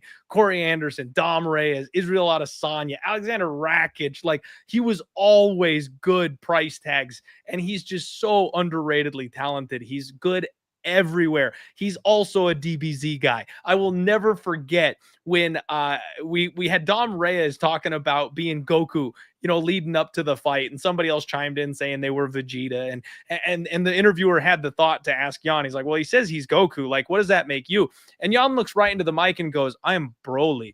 Broly whooped the ass of both Goku and Vegeta. They had to literally fuse and combine powers to be able to beat the guy. Coldest nerd answer of all time. I will forever love and respect Jan for that response. So he's Broly, and I love the attitude. He lost a split decision to Alex Pereira. He went to a draw with Magomed Ankalaev. He is legitimately one of the best fighters 205 has seen in a long, long time.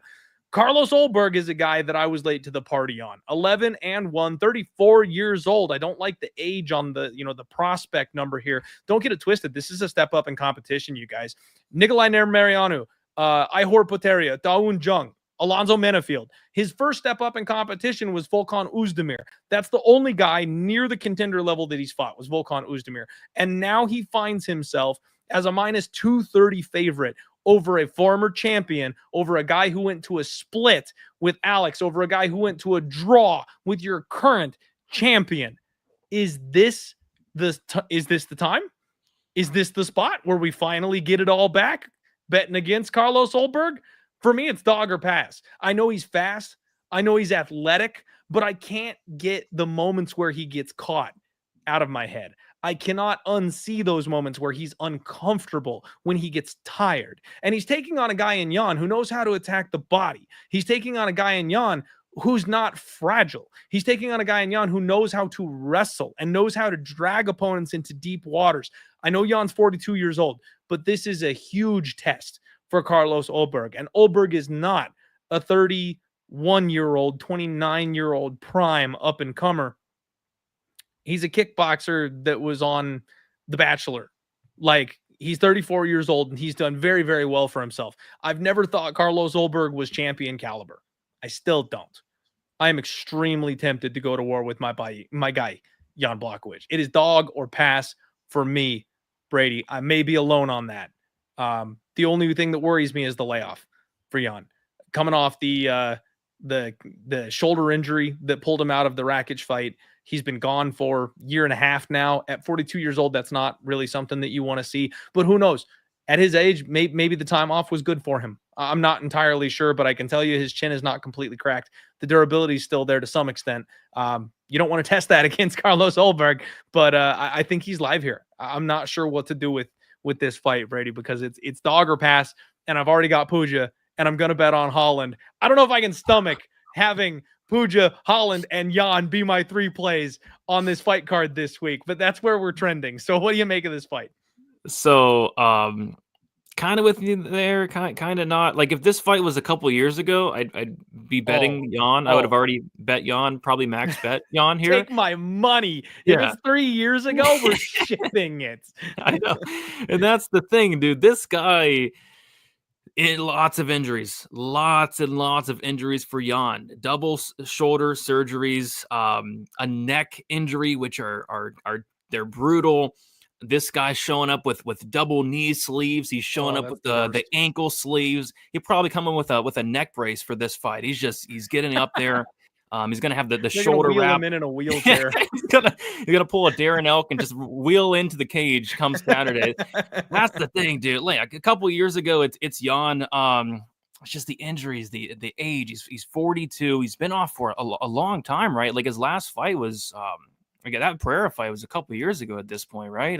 So yeah, I just don't know how he's going to look. Like, I don't expect him to make improvements. Like, if anything, I expect him to look, a lot worse. So I'm picking Ulberg here, but you can certainly make a path for Blachowicz here. I mean, Blachowicz, I've lost so much money betting on this against this guy in the past, just because he always seems to find that kill shot. Like the Dominic Reyes fight, there was I wasn't on Corey Anderson, but he knocked out Corey Anderson, knocked out like Luke Rockhold, knocked out. That was my favorite bet. That was my favorite bet ever. The Rockwood Luke's one? such an yeah, he's such an asshole and running his mouth. I called the punch that knocked him out too because of the durability issues. People were not ready for that spot. I was on Rockwood in that fight. This guy always gets me. It's that Polish power, right? But Polish power. And then you think like maybe can he wrestle here? He took down Alex Pereira a couple times. He took down Adesanya. But I don't know. 42 years old. I don't know, dude. I don't know. Give me Ulberg, I guess, but I don't want to lay minus 300 on him. But I'm interested to see how this guy looks. So BLachowicz is talking like he wants to get back in the title picture, so maybe he can wheel his way to the championship. We'll see. I don't know. But yeah, this is a big giant stay away from me. The pick will be Ulberg, though. I hear you. And man, that's my thing with Jan is that he really is the guy who everyone has doubted him every step of the way. And all he's done is shut mouths. You know what I mean? Like everyone said that he's been shot forever, and dude took gold, and they gave Israel Adesanya a shot at champ status because they thought he could get the dub, and he massively IQ'd that fight and did exactly what he needed to get a win and come out smelling like roses. Losing to Glover Teixeira in 2021 is not something I hold against anybody. You know what I mean?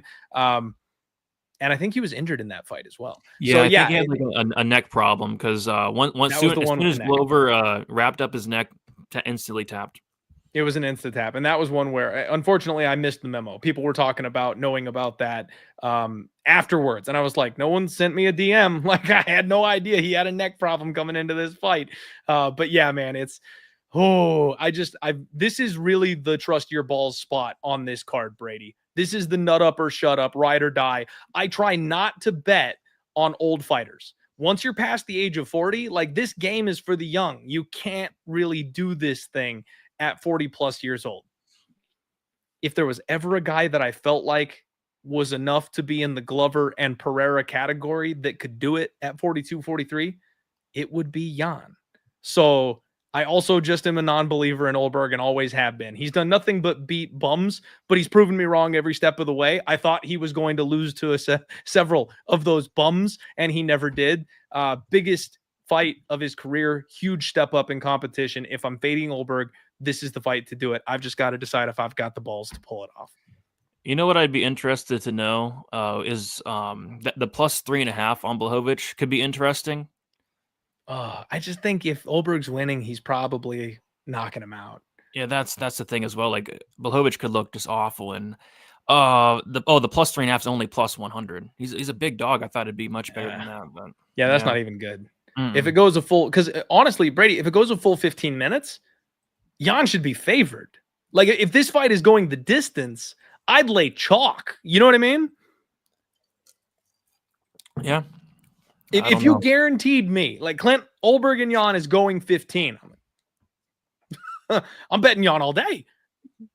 He won't look minus 300, that's for sure. He didn't look minus 300 against Oezdemir.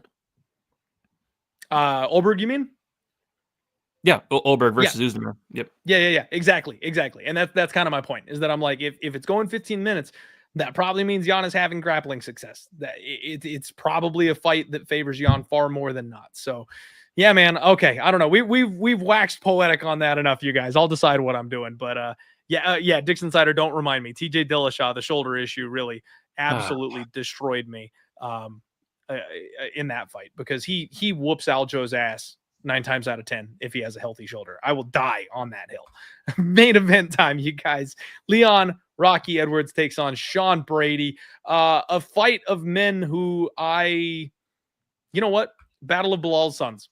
We'll just call it that. My boy Bilal whooped both these asses. I have been fading both these guys as much as possible, Brady, and that's been a lot of this card. That it's really tough for me to bet on some of these people because they're almost insta-bet auto fades for me. And now neither of these guys are in the auto fade category, right? Because they're both contender level fighters, so they shouldn't be given that moniker. But I think Leon Edwards has been flying high on the 3-piece and a soda for 5 years now. This guy's never been as legendary as people have made him out to be. He's a boring point fighter. Yes, he got the head kick over Kamaru Usman, but that literal 1 second that frankly should have never even existed is the only reason he's so hyped up. He's a decent wrestler. He can take people down and talk time people. His wrestling has come a very long way. So when he's not fighting guys named Colby Covington or Kamaru Usman or Belal Muhammad, he actually gets his own grappling going and does very well in that category. But he's mostly a kickboxer. He wants to stay at range. He wants to pick and poke at you. He wants to slow the pace of the fight down because, frankly, he gets tired. Brady, am I the only one who remembers the legendary shot from Nate Diaz? Like, this guy's in his backyard. He's on a big pay-per-view. They throw him a blown-up 155er who's past his prime, who just gets in there to do whatever on any given night, and he gets clocked so bad in round 5 that he's stumbling around the cage, and Nate knew he had him. That's one of the coldest photos of all time in mixed martial arts. Nate just standing in the center of the octagon pointing at the guy. Now, if he had any brains about him, he would have followed up on that shot and actually won by knockout, but it's Nate Diaz, so I digress. But this is the kind of guy we're dealing with. Sometimes you can outwork him and he can fade. He is not the most durable guy. He can be had. He's also cocky as fuck, and he underestimates his opponents with regularity. Now, he also does have vicious, brutal power. Even if the kick shouldn't have happened, the fact that you're capable of knocking out a guy like Kamaru Usman, that says something about the power you've got to offer. When he had his moment in round 5 against Belal, he immediately cut Belal. He immediately busted him open and had Belal very, very cautious about what was coming back at him, felt the damage, felt the power. So I'll give him his flowers in that area. But he's so overrated. He is the biggest moments fighter I think we've seen. And they just roll the big moments on a highlight reel. And so you think he's an exciting guy, but then you watch his 25-minute fights and you fall asleep after round 3 when nothing's happened. Brady, on the other side of this thing, is a monster grappler. And it's interesting because he's Belal B-, right? Mom, we have Belal at home. Like, that's what this guy is. So he's a very strong grappler. He's got a huge back on him, good takedowns. I am not convinced that Sean Brady can keep up the grappling pace that my guy Belal did. I should have messaged Belal and asked him for a pick on this fight for you guys before the show. I should have thought to do that for this one. That's my bad. That's on me. But I'll check in with him and see what he has to say. I think Sean Brady can maul Leon Edwards much like Belal did. The problem for me is I don't think that Sean Brady is durable enough to handle the damage that's going to come back at him. So when Leon does get going eventually, I think he's going to hurt Sean Brady. You know, as much as I love Belal, as much as I'm team Belal, he's been underrated forever. He's not a power puncher. He's not the guy that takes people out on the feet. He's got one knockout win, and it's over Sean Brady. Like, I don't know if Sean Brady just had a bad night. Maybe like his girl dumped him before he got in the cage that night and he was off. But like, you don't get standing TKO'd by Belal. That's a worry when you've got a guy like Leon Edwards who can head kick Kamaru Usman's head into the 3rd row. So I hate it. I don't want Leon Edwards anywhere near the title picture because he's cocky, he's boring, he's annoying. I don't like the guy. But I think you got to go dog or pass here in the main event on home soil. I think it's Leon, unfortunately. I'm going to say late round viral head kick knockout, unfortunately. Oh, yeah, someone in the chat said I don't look happy, and that's because it's a Leon Edwards fight, man. I mean, this guy's fights, they're tough to... I had to tape this guy's fights today. I did fall asleep a couple times. But yeah, I don't know what to do with this one. Like, I dug so deep into this fight, and it's like, I don't know, because I feel like the consensus here is, Belal Muhammad went out there and took down Leon Edwards. Why can't Sean Brady? Well, Sean Brady's a good fighter, but he's not Belal Muhammad. I don't think people understand how good Belal Muhammad is. I mean, Belal Muhammad... No, they don't. Constantly. The proof's in the pudding. They have no idea. He's champion. People still don't know how good Belal Muhammad is. So, I don't know. I do think Brady will be able to get takedowns, and I don't think Brady has anywhere near as good as cardio as Belal, but yeah, I think he can get takedowns against Edwards. Edwards has been taken down a lot by a ton of different guys, by good wrestlers, but still he's also been taken down by guys with not so good wrestling. And Brady's a good BJJ guy, very good control once he gets on top, black belt. But yeah, the cardio could be an issue. The durability could be an issue. The striking could be an issue. But, I do like the volume that Brady brings to the table. He actually does have some decent boxing. I think Brady has some solid hands. Looked really good in the Burns fight, but this is going to be a pretty big step up. I don't know. For me, it all comes down to whether or not, Edwards is able to, stuff some takedowns here, not accept bottom position, keep this fight on the feet for long enough. I think this fight's going to be super close, though. I'm actually leaning to the Brady side, thinking he can get takedowns. He can get some control. He can, land some solid volume here on the feet. But I'm looking at this price tag. I just think this line's wrong. I think it's just very wrong. Like Leon Edwards was a favorite against Belal Muhammad. Mm-hmm. I just can't lay minus 160 on Sean Brady here. I can't. If the line comes back down, I may think about it, but I think it's going to be, and then we're in London on top of that. Like if the fight goes to decision and it's competitive, like I think it's going to be, like who are the crooked, corrupt judges going to give it to? Probably Leon Edwards. So I'm going to ever so slightly lean with Brady to land some takedowns, but just don't have a ton of confidence in it. So I'll probably be staying away from this main event, which is fine. I don't need to bet on Leon Edwards fights. And quite frankly, I probably won't even watch this fight. Big Edwards hater over here, but yeah, give me I Brady. picked the right guest this week. I'm a massive Edwards hater, man. I don't want to see him back on a win streak because, frankly, Brady, if he wins this fight, especially if he does it with a big head kick or something like that, people are going to convince themselves once again that he's an exciting fighter. He's not. He's going to get on the microphone. His hometown's going to be rocking. And then he once again will sit out on the sideline for 12 months yelling at Belal to give him a rematch. And eventually, because the UFC is out of stars and they have so many cards to fill and they hate Belal so much, they will eventually break down and give him his rematch. He's not going to have to fight anybody. They're not going to make him earn it. He's going to just sit on the sidelines twiddling his thumbs and crying on Twitter until the UFC finally gives him his rematch, because that's what him and Colby have done their entire careers. And for some reason, the UFC has rewarded them for doing it. So I hate it. I hate my life, but yeah, unfortunately, I just don't believe that Sean Brady can do what Belal did. So I'm going to be rooting for Sean Brady. And I know I said if I predict an underdog to win outright, I feel compelled to put my money on them and bet them. I ain't putting my money. This is a hate watch. I'm not putting my money on Leon Edwards. I don't want to have a bet riding on Leon Edwards. I'm going to be cheering for Brady with my entire soul. And you know how bad that'll feel to have real hard-earned dollars on the opposite side, knowing full well I want that guy's head off his shoulders in the octagon. Not realistically. This is done for entertainment purposes, legally speaking. I want him to lose. And then having money on him, it doesn't work. It doesn't work. So I'm going to pass on the main event, even though I'm picking the underdog, because I really want Sean Brady to win this fight. Yeah, I struggle with this fight, dude. I struggled with this fight, but Edwards is probably the value side. I think there's a lot of recency bias. Like Brady looked great against Gilbert Burns, but Burns is like 38 years old, right? Taking a ton of damage. So I don't know. It's a pass for me though, nonetheless. Yep. Completely agree, man. Right there with you. Folks, that is UFC London. Hopefully you got everything you needed on this show to be able to make good, solid decisions when it comes to your action at UFC London. Thank you all so much for watching. My guy Brady, DFS by the numbers, an excellent guest, always brings the pain, always brings the knowledge, but we never got the song. We never got the singing voice, Brady, the claimed best singer on MMA Twitter. I'm disappointed. My man, shout out, let the people know. I got a little something cooking here. Here we go. So I have a special surprise for 314, special song. So I'm not going to do that. That's for 314. But here we go. Something I've been working on.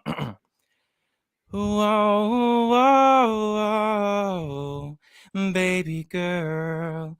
Baby mama, what's your name? What's your number? Oh, girl. Okay. All right. That's what I'm talking about. Yep. That was actually pretty good. I'm impressed. Worked hard on that. Wrote that one myself. You know what? I think that's my favorite part is the original lyrics. So well, I actually I kind of stole it from T-Pain, but. Oh, I see. Okay. Yeah. See, I would need the vocalizer. I'll do backup and I'll be the guy that just gets his voice turned into a robot. I could do that part. Yeah. Well, That's the good stuff. Thank you all for being here. Support my man Brady. The floor is yours, my friend. Let them know where they can find your content, how they can support you, and everything moving forward.